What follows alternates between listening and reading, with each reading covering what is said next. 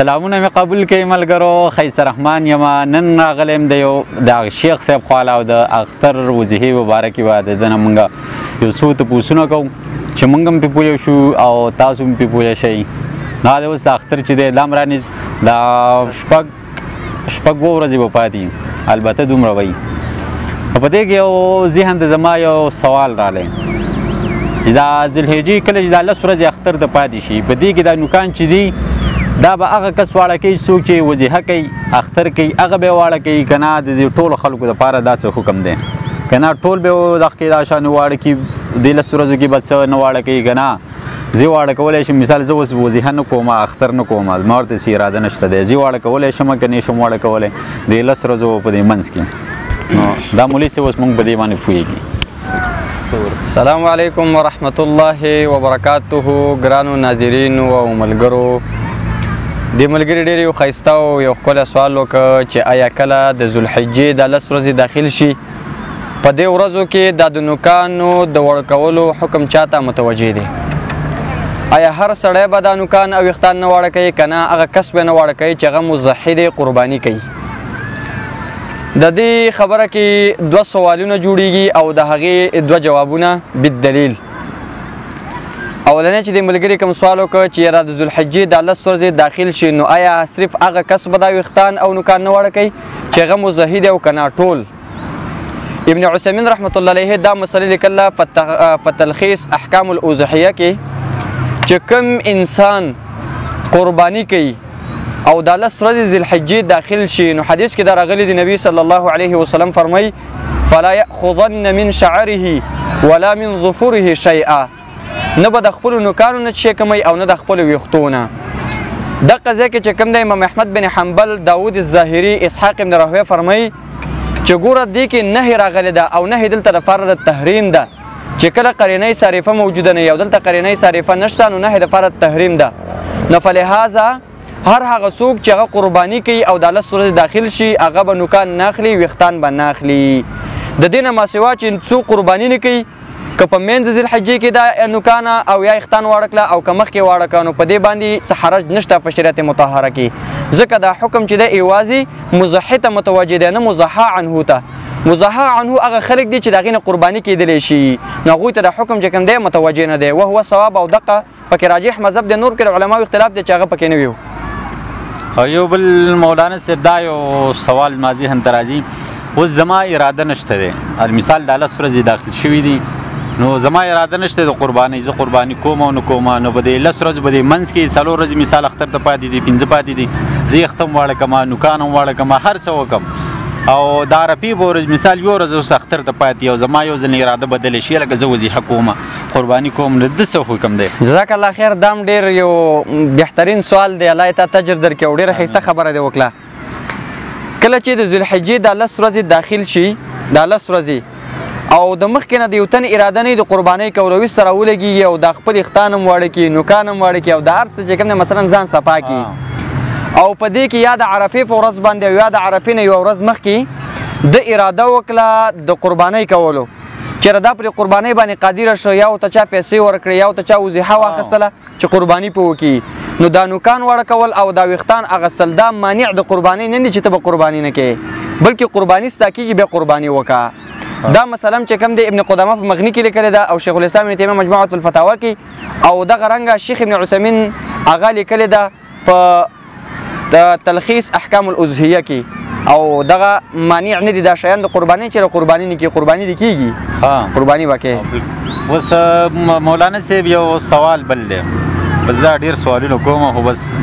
دا خلک هم پوه شي او دا موږ هم پوه شو خبره نشته. اوس یوه زنانه ده اوس خاوند مثال نشته دی، بهر ملک کې دی، انګلینډ کې دی، دوبۍ کې دی، سعودي کې دی، هلکه په پاکستان کې نشته دی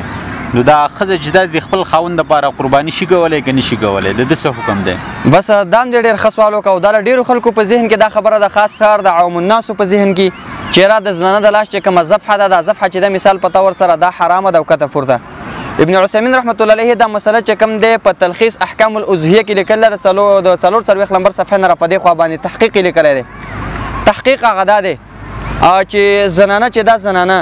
دا وکالتاً د خپل خاوند نه اضحیه کولی شي، لکه مثلا خاوند یې نشته دی په کور کې او اضحیه ولاړه ده او ټیم د قربانۍ دی نو دا زنانه چې کوم دی دا قرباني کولی شي. څه شي کولی شي؟ امام بخاري رحمت الله علیه په 822 نمبر صفحه کې په 2م جلد کې دا حدیث راوړی دی.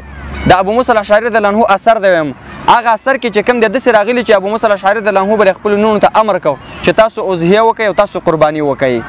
او دویم حدیث صحیح بخاري کې نبی صلی الله علیه وسلم د صحابي وینځوا وکانه ترعى غنما چې ګډه به سره ولي. نو یو وخت کې چې کوم دا په خپل ګډو وضو پسې وتلې و سره ولي. نو په دې کې یو ګډه چې کوم دی هغه مړه کېدله. چې مړه کېدله نو دا رااله او چې رااله یو کمرې راواخیسته هغې تیره که صحیح چې تیرې که به هغه په دغې ګډه باندې راوښکته هغې پې ذبحه کړه. هغه ورته وویل چې لا تاکل صحابي ورته وویل خپلې وینځې ته چې دې ګډ نه به تر هغې پورې خوراک نشي کېدلی تر څو چې دا مسله موږ نبي علیه السلام ته نه وړئ. نبي علیه السلام نه چې کله دا مسله رااله د الله پیغمبر صلی الله علیه وسلم ورته وویل وایي دا تاسو خورئ د دې خوراک ستاسو لپاره جایز دی. حتی الان ابن قدامه مغني کې لیکلي کې مثلا یو زنانه ده هغه حایزه ولې د حیض په حالات کې ده خو لیکن قرباني وکړه قرباني خوړل جایز دي زموږ ستاسو لپاره بالکل حلال دي په شریعت مطهره کې دا شته دی. او مولانا صاحب یو بل سوال دی ځکه ما دې مرګري ما نه دا تپوس وکړو چې مثال زما پلار مړ دی اوس د هغه لپاره زه قرباني شم کولی که نه شم کولی دا کېږي یا که نه کېږي؟ دا هم ډېر بهترین سوال دی او دا څلورم سوال دی او دا بیخي اهم سوال دی او دا هم د ډېرو خلکو په ذهن کې به ځکه کم چې جاهلان خلک دي چې د قرآن او سنت نه خبر نه هغه په خپله طبع باندې عمل کوي. او زموږ او ستاسو داسې صفا دین دی چې ګوره موږ او تاسو ته روحانه لارې ښودلې په هغه لاره باندې به ځو. هر څه راته اسان کړي دي. هر چې اولنۍ خبره دا ده چې د مړي نه قرباني کول دا شته او که نه شته. دا مړی چې دی بعضې علماو له 3 حالاته ذکر کړي او بعضې علماو له 2 حالاته ذکر کړي. مثلا د مړي نه به چې کوم امام ابو داود رحمت الله علیه په دې باندې باب لګولی دی باب الاضحیة عن المیت باب دی بیان د اضحیه کولو کې د مړي نه چې د مړي نه اضحیه کېدلی شي او که نه شي. نو په دې کې چې کوم د جمهور علما د دې قایلي چې د مړي نه اضحیه کېدلی شي او هر چې محققین علما دي هغه فرمایي چې دا مړی په 2 قسمه باندې دی. یو هغه مړ دی اذا اوصى الميت کله چې دا مړی څه وکړي وصیت وکړي وصیته چې زه کله مړ شوم او زه کله وفات شوم تاسو به زما نه قرباني وکړئ. نو بیا به په ثلث د مال باندې نه په 3مه حصه د مال باندې به د ده نه هغه قرباني کېدلی شي خو په دې شرط چې کله وصیت هغه کړی چې وصیت یې نه کړی وصیت وکړې ده. دلته کې دې مسله کې ډېر زیات تفصیل دی خو زه به یې خلاصتاً بیان کوم چې د ناظرین پې پوه شي ځکه چې کوم سوال کوي خلک پې پوه نه شي نو بیا د هغې نه مقصد نشي اخیستلی. کله چې مړي وصیت کړی نو بیا په ثلث د مال باندې څه کې د هغې نه به بیا قرباني هغه کېدلی شي. دې کې یو حدیث ابو داود کې راغلی د علي رضی الله عنه حدیث دی چې هغه یو صحابي ولیده چې 2 مالونه راوستلي 2 ګډانې راوستلي تپوس یې ته وکړه په دې مانڅه کې یاره دا یو د ځان دپاره ذبحه کوم یو د رسول الله صلی الله علیه وسلم دپاره ذبحه کوم دا ولې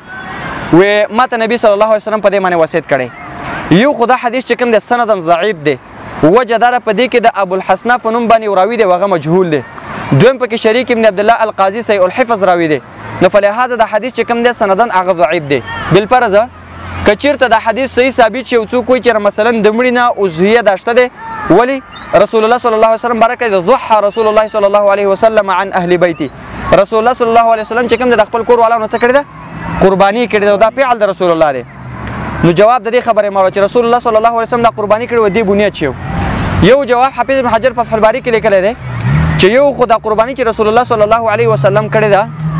لکه ذهن ته سوال راځي سوال داسې دی چې مثلا د رسول الله صلی الله علیه وسلم د خپل اهل نه قرباني کړله ولې موږ کې چلې چې موږ یې نه کوو صحیح شو که نه باید چې موږ یې هغه وکړو. او بیا دا سوال هم پکې دویم جوړېږي چې مثلا رسول الله صلی الله علیه وسلم د خپل اهل نه کړې ده او په اهل کې ځینې خلک داسې وو چې هغه مړو او ځینې ژوندي د هغه په ژوند کې ځینې بیبیانې وفات شوي دي او دنیا نه یې رحلت کړی دی تللي دي نو څنګه هغه قرباني کړې ده او موږ به یې نه کوو. د هغې جواب دی حافظ ابن حجر فتح الباري کې لیکلي دي چې یو خو رسول الله صلی الله علیه وسلم په دې باندې څه کړی وصیت یې کړی څه کړی وصیت یې کړی او دویم دا چې دا د رسول الله صلی الله علیه وسلم سره دا خبره خاص ده د بل چا سره تعلق هغه نه لري دا د رسول الله خصوصیتو د بل چا سره تعلق هغه نه لري چې د خپل کور والانو څه وکړي د مړو نه هغه قرباني وکړي. نو په لحاظه د مړي نه چې کوم دی قرباني کول هغه نشته دی په شریعت مطهره کې چې نشته هغه نشته دی. او دا بعضې علما چې وایي چې راکړی وصیت کړی نو بیا ته نه څه دی بیا ته قرباني هغه شته دی. همدغه حدیث ما تاسو ذکر کړي چې حدیث سنداً ضعیف دی نور د مړي نه په شریعت کې قرباني نشته وجه دا ده رسول الله صلی الله علیه وسلم نه کړي صحابه کرام نه کړي ائمه السلف چې کوم سلف صالحین تشهید هغه نه کړي او چې کله نبی له سلام یو کار نه کړي صحابه نه کړي او د امت سلف صالحین نه کړي اگر که عبادت ولې نو دقه بدعت دی دا څه دی دقه بدعت دی. نو فلهذا د مړي نه قرباني هغه نشته دی. دغه مختصر دغه نور په دې کې خبره مفسرینو لیکلې ده.